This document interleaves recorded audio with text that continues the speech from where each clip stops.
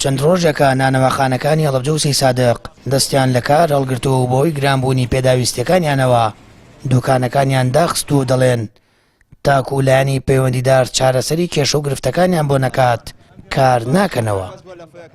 وەڵی براکەم ئێمە ڕۆژ بە ڕۆژەوە سێدانە مانگە ئارد گرانە بێ هەر وەجبێکمان بۆیە هەزارە چێتە سەری عەلاگە گران بووە سۆدە گران بووە خومرە گران بووە پارەی شاگرد گران بۆ شاگرد نایکا ئێسێش ئارد ئەم جارە کە گران بوو بۆ بە 39,000 6,000 بە یەک جار بەرز بووە تۆ نانەکە دەری نایەنش هەشتی بە 1000 شەشیمان کردووە بە 1000 لەوەز ناحەو نان و نیوە سەرجەم نانەوەکانی قەزای سەی سایق ئەمڕۆ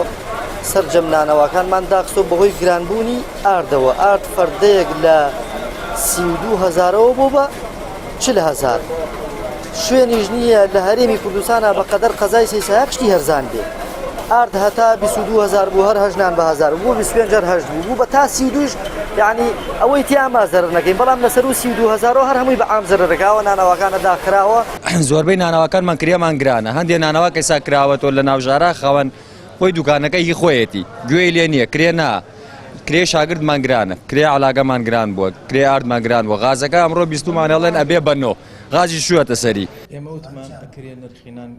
پەیام بە دوواداچوونی بۆ کێشە و گرفتی نانەوەخانەکان کرد جێگری سەرۆکی لیژناو بەشەکانی قایم قامێتی هەڵەبجە دەڵێت چاوەڕوانی بڕاری وەزارەتی بازرگانی دەکەن ڕێگە بە کەسیش نادەن بەدەل لە ڕێنمایەکان نان بفرۆشێت و بابەتەکە بە کێشەیەکی گشتی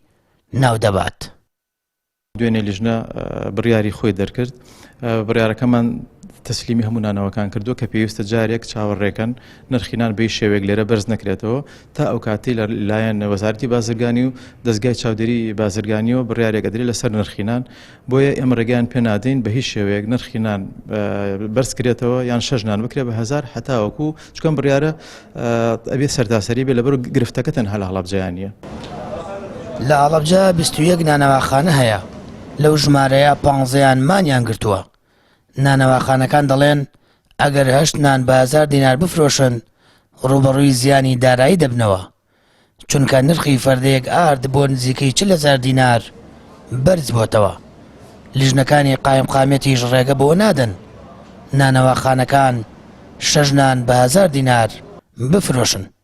بەوەیەشەوە ئەوان مانیان گرتووە و دوکانەکانیان داخستووە. سامان فتاح کەناڵی ئاسمانی پەیام هەڵەبجە.